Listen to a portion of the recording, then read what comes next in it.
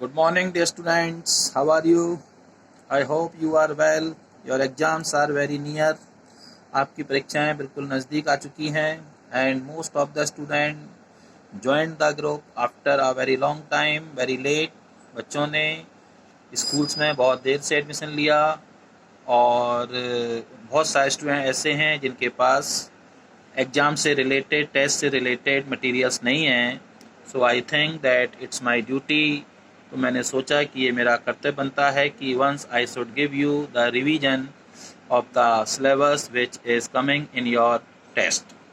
तो मैं आपको जो भी टेस्ट में आपके आना है उसके लिए रिवीजन करा देता हूँ. एक बार ध्यान सुनेगा, क्योंकि क्वेश्चन जो हैं वो वेरी शॉर्ट आंसर्स होंगे. उनके आंसर या तो ऑब्जेक्टिव होंगे और या फिर आपको वन वर्ड या वन सेंटेंस में आंसर देना होगा. तो मैं आपको a girl with a basket cruise lesson में a girl with a basket lesson आना है. इस लेसन की समरी में आपको बता रहा हूँ, आप ध्यान से समझने की कोशिश करिएगा. Lesson a girl with a basket जो है उसको विलियम सी डगलस ने लिखा है. विलियम सी डगलस अमेरिका की सुप्रीम कोर्ट के न्यायाधीश थे जो कि 1950 में भारत आए, इसलिए जिससे कि वो भारत के बारे में जानकारी प्राप्त करना चाहते थे और भारत के लोगों के बारे में जानकारी प्राप्त करना चाहते थे. इस जानकारी को प्राप्त करने के लिए उन्होंने एक रेल यात्रा की जो कि उन्होंने नई दिल्ली से लेकर रानीखेत तक की.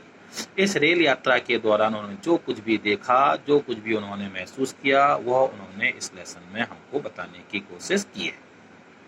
तो लेखक कहता है कि वह रेलगाड़ी से रानीखेत के लिए रवाना होता है. और जब वो रेलगाड़ी से रानीखेत के रवाना होता है तो रानीखेत एक पुराना अंग्रेज़ों का आर्मी हिल स्टेशन है जो कि 6000 फुट की ऊंचाई पर स्थित है और हिमालय के ठीक सामने फैला हुआ है. लेखक कहता है रेलगाड़ी बहुत धीरे चल रही थी. हर स्टेशन पर रेलगाड़ी रुकती थी और लेखक रेलगाड़ी के डिब्बे से नीचे उतरता था, लोगों से बातचीत करता था और भारत के बारे में जानने की कोशिश करता था.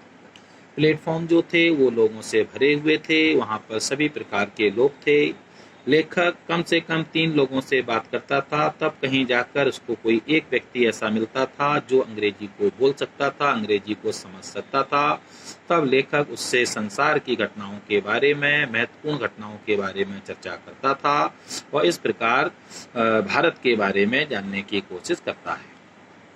लेखक की जो रेलगाड़ी है वो भारत के समृद्ध कृषि क्षेत्रों से होकर गुजरती है. जिस क्षेत्र से होकर लेखक की रेलगाड़ी गुजर रही थी वो गंगा नदी का ऊपरी भाग था, जिसकी ऊंचाई लगभग समुद्र तल से 1000 फुट ऊपर थी. यहाँ पर गर्मी भी पड़ती थी, बारिश भी होती थी. गंगा नदी जो थी उसमें बाढ़ आई हुई थी. उसने हजारों एकड़ क्षेत्र में चावल, धान की फसल को ढक रखा था. उसके बाद लेखक ने जंगल देखे जहाँ पर घास बहुत ऊंची थी. ये जंगल जंगली जानवरों के घर थे. उसके बाद लेखक ने मैदान देखे जो कि मीलों तक फैले हुए थे और उसके बाद लेखक ने भारत के गांवों को देखा और गांवों में जो घर थे वे मिट्टी, गोबर आदि के बने हुए थे. उन पर छतों पर छप्पर फैली हुई थी, कद्दू की बेल उन पर लटक रही थी और ये सारी चीज़ें लेखक ने देखी. एट वन स्टेशन, एक स्टेशन पर जब लेखक उतरता है तो कुछ बच्चे उसको घेर लेते हैं. ये बच्चे वही बच्चे थे जो कि उसको टोकरियां और पंखे बेचना चाहते थे. उन सभी ने अपनी टोकरियों को ऊपर उठा रखा था. वे कुछ चिल्ला रहे थे. लेखक ये तो नहीं समझ पा रहा था कि वे क्या कह रहे हैं, लेकिन वे उसको अपनी टोकरियां और पंखे बेचना चाहते हैं, इस बात को लेखक ने अच्छी प्रकार से समझ लिया.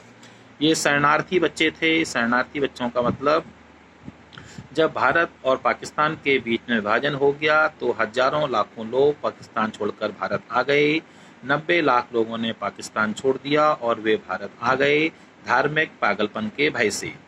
जब वे लोग अपनी यात्रा पर रवाना हुए पाकिस्तान से भारत के लिए, वे गरीब थे. जैसे जैसे अपनी लंबी यात्रा पर आगे बढ़ते चले गए, उनकी यात्रा जैसे जैसे वे अपनी लंबी यात्रा पर आगे बढ़ते चले गए, उनका भोजन समाप्त होता चला गया, उनका सामान समाप्त होता चला गया, जल्दी ही उनका भोजन समाप्त हो गया और उनमें से जितने लोग यात्रा पर रवाना हुए सारे लोग भारत नहीं पहुंच पाए, क्योंकि उनमें से कई लोग सड़क किनारे गिरे और जो जहां पर भूख की कमजोरी से गिरा वहीं पर मर गया। ये जो बच्चे थे, ये टोकरियां और पंखे जो बेच रहे थे, वे इन्हीं शरणार्थी लोगों के पुत्र और पुत्रियां थे। तो इन शरणार्थी बच्चों के माता पिता शहर में आकर घास और कपड़ों के छोटे छोटे मकानों को बनाकर उनमें छोटे छोटे पंखे और टोकरियां बनाया करते थे और इनके बच्चे स्टेशन पर जाकर इन सामानों को बेचने की कोशिश करते थे और आजीविका कमाने की कोशिश करते थे। लेखक बताता है इनमें से कुछ किसान शरणार्थियों के बारे में। किसान शरणार्थियों की आय बहुत कम होती है, बहुत कम आय में गुजारा करने के वे आदी होते हैं, लेकिन इतनी कम आय को कमा पाना भी उनके लिए बहुत मुश्किल हो रहा था।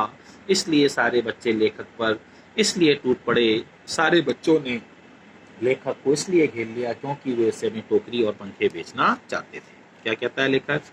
इसलिए लेखक ने एक टोकरी खरीद ली, कुछ टोकरी खरीद ली, कुछ पंखे खरीद लिए, 4-5 टोकरी और 4-5 पंखे खरीद लिए और उसके दोनों हाथ पूरी तरह से भर गए और अब उसे किसी और भी टोकरी की आवश्यकता या पंखे की आवश्यकता नहीं थी। तभी उसने देखा कि उसके ठीक सामने एक लड़की खड़ी है, 9 वर्ष की वो बच्ची है और वो लेखक के सामने खड़ी है। उसके पास एक टोकरी है जिसे वो लेखक को 1.5 रुपए में या 30 सेंट्स में बेचना चाहती है और चूंकि वह लेखक को अपनी टोकरी नहीं बेच पाई इसलिए उसकी आंखों में आंसू थे और उसने लेखक से प्रार्थना की कि वो उसकी टोकरी खरीद ले। लड़की की आवाज़ को सुनकर, उसकी दशा को देखकर, उसकी हालत को देखकर, उसकी गरीबी को देखकर, उसकी मजबूरी को देखकर लेखक को उस पर दया आ गई और उसने लड़की की टोकरी तो नहीं खरीदी बल्कि उसकी मदद के लिए उसकी टोकरी में कुछ पैसे डाल दिए। लड़की ने लेखक के द्वारा इस प्रकार से दिए गए पैसों को स्वीकार नहीं किया, उसने लेखक के द्वारा दिए गए पैसों को वापस कर दिया। तब लेखक को ऐसा एहसास हुआ जैसे कि उससे कोई गलती हो गई है और उसने लड़की की भावनाओं को ठेस पहुंचाया है। इसलिए लेखक ने लड़की की टोकरी को 1.5 रुपए में खरीद लिया। लड़की मुस्कुराई और वहां से वापस चली गई। लेखक लड़की के इस व्यवहार से बहुत ज़्यादा प्रभावित हुआ और जब वह अपनी यात्रा पूरी करके भारत लौटा तो उसने यह कहानी भारत के प्रथम प्रधानमंत्री पंडित जवाहरलाल नेहरू को सुनाई और कहा कि मैं भारत में कई लोगों से मिला, अमीर लोगों से मिला, गरीब लोगों से मिला। मैंने सभी लोगों के अंदर बहुत अच्छे गुण पाए। वो अच्छे नागरिक थे, अपने देश को प्यार करते थे, उनके अंदर गर्व और शिष्टता की भावना थी और लेखक विशेष रूप से जो है वो एक छोटी 9 वर्ष की बच्ची से बहुत ज़्यादा प्रभावित हुआ जिसने उसको बहुत अधिक प्रभावित किया और यह देखकर लेखक भारत के लोगों के व्यवहार से बहुत ज़्यादा प्रभावित हुआ और भारत को प्यार करने लगा। Dear student, this is all about this lesson.